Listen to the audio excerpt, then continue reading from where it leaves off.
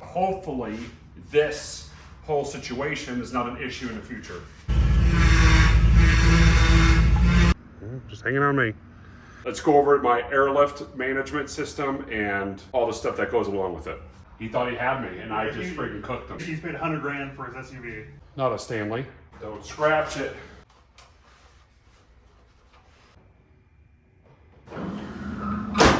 What is going on, everyone? Welcome to today's episode for this week. And what's going to happen is this one's going to be off the beaten path. It's not really going to be anything specific related. I've got a handful of stuff going on this week. First and foremost, my wife wants a custom bed frame, at least a headboard and the footrests or the footboard, whatever you call it, the foot area. So what we're gonna do is we're gonna take the shop truck. I need to empty out the back of it and I need to get everything out of it because I've got it loaded for stuff that I was gonna take to the dump.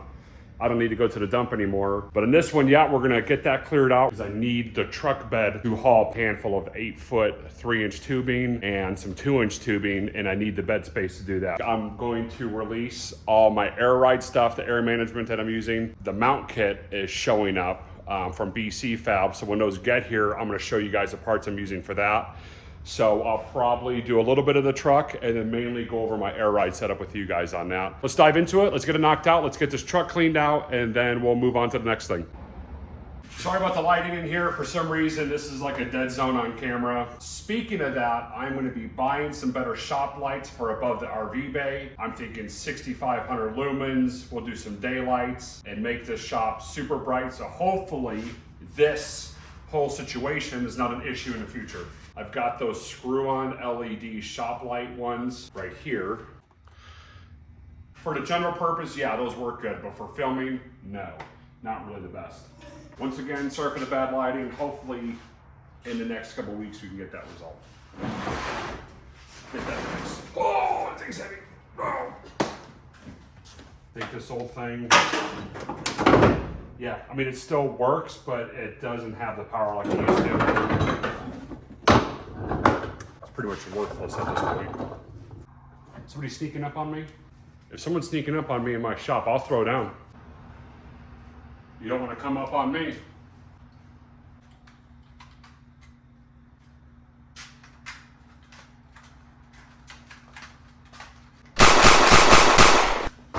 Freeze! My neighbor's gonna think I'm the craziest person right now. They're gonna be calling the cops going, this guy's nuts. All right, boys, lock him up. Take him downtown. Landing on my palm, and my palm really hurts. So I got Nick here. Nick is gonna help me pull this thing off. If you want, Nick, can you just hold this open for me? Pull this. There we go. Nice and scratchy. I'm thinking there's some good little sheet metal on here for like around the windows, for the rear window and stuff. Yeah, I'm sure it's the right gauge. Sweet, and I'll just pull that air compressor off, take the bolts off, and we're out. Yeah, I'm gonna chop all that out. I'm gonna get that out of there. Just unbolt it. Yeah. Get it out. But check this out. And there's like a new Escalade behind me. This is yesterday. All over me. Like he was all over me. As soon as I turned right, he goes into turn lane like he's gonna go into Chevron, and then punches it. I didn't let him. He was so mad. Oh yeah, he was so mad. He had you. He thought he had me, and I just freaking cooked him. I cooked him. I squatted it so hard, it started rubbing again, just from it launching. Yeah. I did not give a damn. Bro, I'd be pissed too. I mean, He was so mad. You roll up on this, you're like, I'm gonna get right around this dude. Oh yeah, He's paid $100,000 for his SUV. Yep. He gets smoked by a clapped out old farm truck with a stupid toolbox on it. Oh yeah, it was great, dude. It was awesome. Then let me get the wrenches for that. Or as soon as he tried to cut me off, he punched it, and I just started pulling. There was just no keeping up at that point.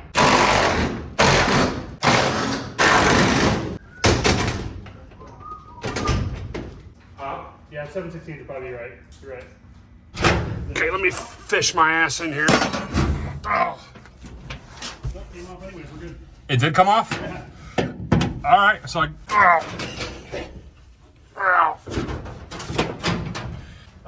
We probably gotta take this baddie out, huh? Unless we want to lift it all the way over. I think it's probably heavier than the whole camper trunk. It probably is, actually. So what I'll do slide it straight out. Yeah. It would look weird without the cylinder. There it is. And then which way you gotta go back? What I can do is I can stand on this side and we can just walk it over and just place it straight down. Don't matter to me. And what I can do is I can get my car later and I can just shove it over. Ain't a big deal.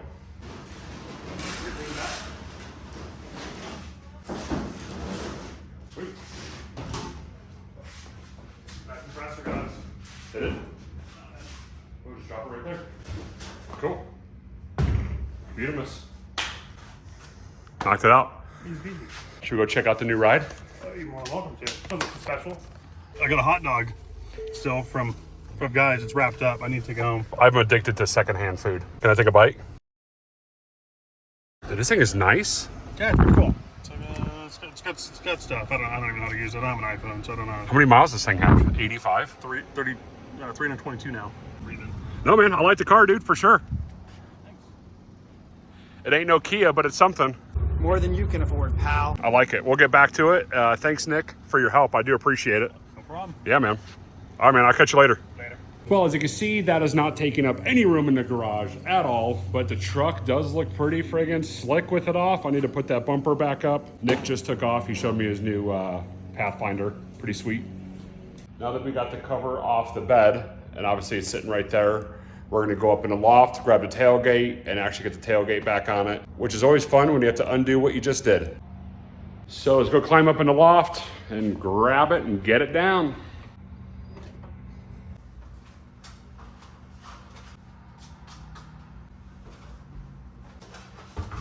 Oh, I'm fine.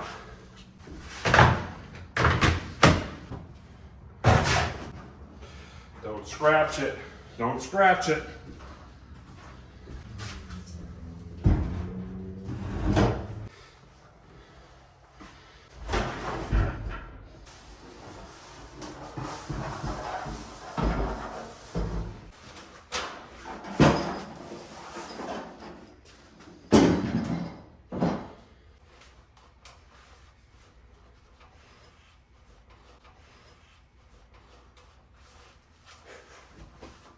Let's get this over there.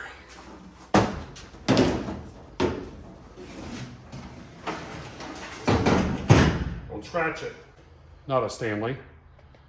All right, might be a Stanley. No matter where you are in this garage, you can be back there with the door open, you can have this door open, you can have that door open, no matter what. It is just a stagnant area that does not move.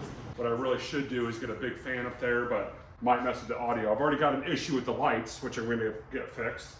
I don't need an issue with noise.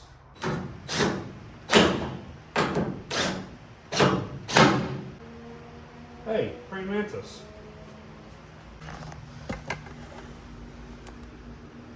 All right, get there, little buddy. Get under there. Come on. Here we go. There he is. There he is. Give me a fist bump. Give me a fist bump. Just hanging on me. I think I scared him when I stood up. He just took off flying. That dude didn't want a fist bump. He just wanted to hang out. Farewell, good friend. Farewell.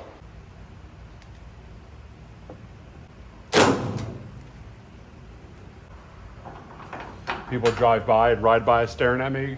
What is he, one of them TikTokers?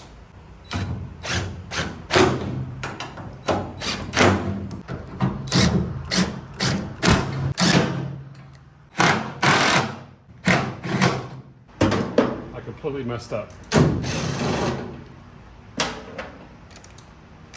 I said I paid attention to the picture too hard.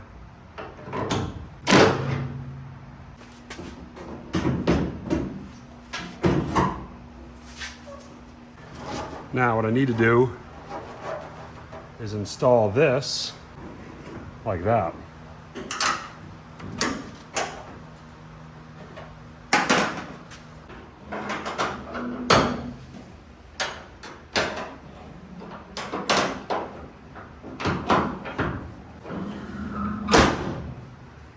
Tailgate's back on.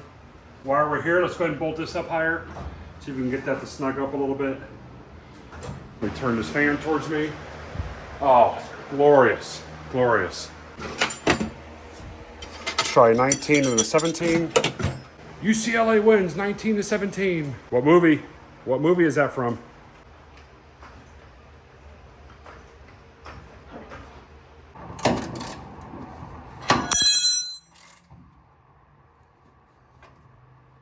It's really that simple, guys. Let me tighten up the other side and clean up the bed and we'll be done. So I just drove home from work. Check this out.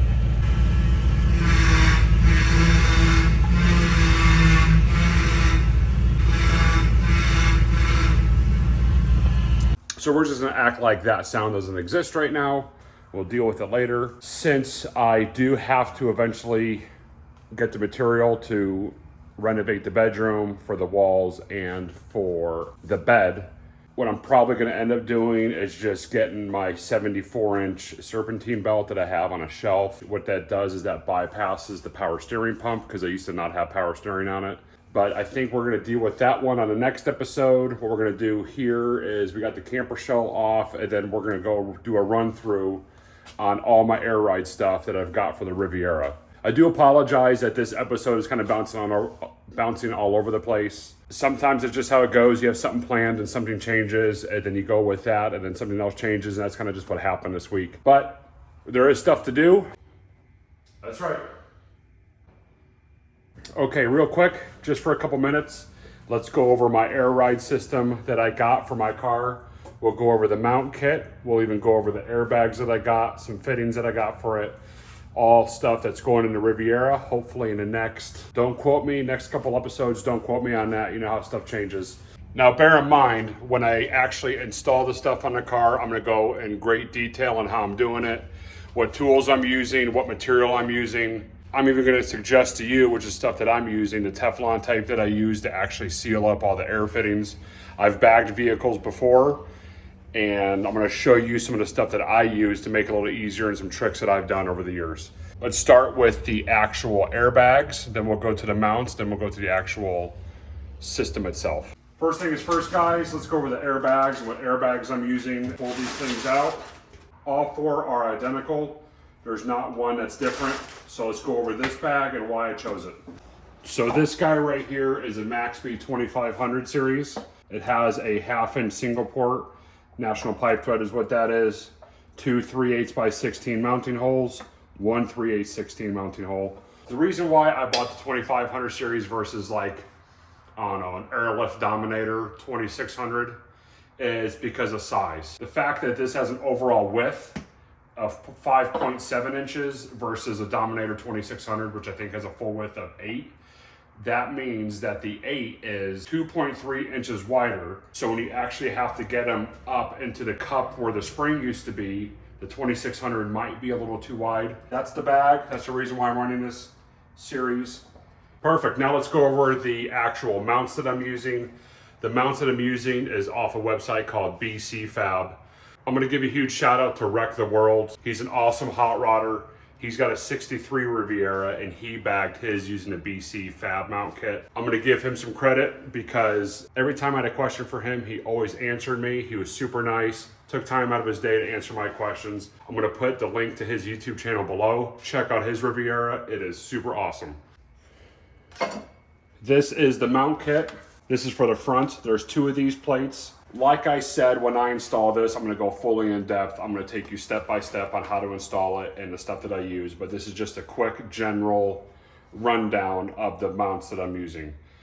They're still packaged up. I don't really wanna unpack all of them and have pieces go everywhere. But yeah, that's it. Here's the front with the plates that go on the bottom. Then your airbag sits on this and it bolts on with a bolt from the bottom. And then this mount sits on top of the bag. Let's say there's an airbag right here in between. And then a stud comes up and actually bolts onto the top of the other control arm. So that's this kit, that's this mount. The rears are a little different. You have a bottom plate that bolts on, and then you actually have a cup that slides. We'll go further depth into the rears, but that's the kit in a general sense. But we'll dive deep into it when it's time to mount it and do all the fun stuff. I honestly cannot wait to install this kit. I am super excited about it. I can't wait to do it. Let's go over my airlift management system and all the stuff that goes along with it. Another shout out I'm gonna do is Lee Crowther. He is the owner of Wheels Plus in Meridian, Idaho. He's a good friend of mine. I actually met him when I was serving in the Marine Corps. Me and him became best friends ever since. He's a reason why I moved out here, because I didn't know anybody else out here. But anyways, long history with me and Lee. But the lowdown is, the scoop is, he had, and he just sold it, a Chrysler 300S that was laid out in airbags. I think it was either 2015 or 2018. I can't really remember the year of it. But the system, when it was in his car for, I don't know, a year or two, it just sold the car and he pulled the whole system out of it. The cool part is right when I wanted to bag the Riviera, he was looking to get rid of the stuff. So he let me pick this thing up, got it super cheap, got the bro hookup. It's an airlift performance management system. Now, when he had this on his car with both pumps running, I mean, the tank filled up in mere seconds. The nice part is it does come with a handheld. Now, the way he had it set up on his Chrysler was he had 3 settings. He had a driving around town setting with it at a certain height. Then he had a freeway setting, dropped it down, then he parked it and it just laid frame. And he just did that with 2 clicks of the button. The nice part also about this system is it also has height sensors for each corner. So if I have a lot of stuff in the trunk, or if I have passengers get in the vehicle, it'll actually self-auto level, which is pretty nice. Or if I'm pulling a trailer, it'll auto level. It does come with the 2 dual pack compressors. It comes with all the wiring. It looks like a mess, but honestly, it's like 4 wires to hook up. So that is the system that I'm running. So an airlift performance system for my car with this exact tank, these 2 compressors, the management system, the handheld, all the wiring, all the airbags, total is about $2,500 to $2,600. I got this well below that. I just got super lucky. It's nice to have good friends out there as well. It also has an inline water catch for it if you get water in the lines. Like I was saying before, he had this in his car for about 2 years, and it was a trick system. I loved it. I'll also put a link in the description to the website of this kit if you want to put it in any vehicle. If you got a Riviera, if you got a Civic, if you've got an S10, if you've got Chrysler 300, I mean, you've got a Lincoln Continental, hint, hint to somebody who I know. But that's just a quick overall rundown of the system that I'm using. When we install it, like I was saying before, I will go over all the materials that I'm using to install the kit, all the tools that I'm using, all the hardware that I'm using. We'll even bench test each airbag to make sure there's no air leaks. One thing I can't stand about something that's on bags is when it leaks, you'll actually park it with it up in the air and you'll come out the next day and it's on the ground. I can't stand that. Just take your time, don't rush it. The car won't finish itself, I understand that, but the car also won't function correctly if you rush it, so take your time on it. Also, last but not least, to talk about the lighting in my shop, it is absolutely horrible. I noticed it during the editing. Let me show you what these things look like at nighttime. Okay, there they are. Those screw-on LED shop lights, like I said, are really good for general purpose. But when it comes to working out in your garage, working out in your shop, this place is one giant shadow fest. I cannot stand it. With me doing filming, I noticed that there's giant dark spots in here, and when I'm working, it's kind of dark. But I ordered shop lights. I got 10 4-foot LED strips, 10 of them. So what we're gonna do is we're gonna install probably 2, 4, 6, 7, 8 over there on that side. Might do one right here, and I might toss one up there as well. So that's some good news for lighting in here. Hopefully I can get those installed next week and we'll start rocking and rolling out here. All right, guys, I'll catch you guys in the next one. See ya.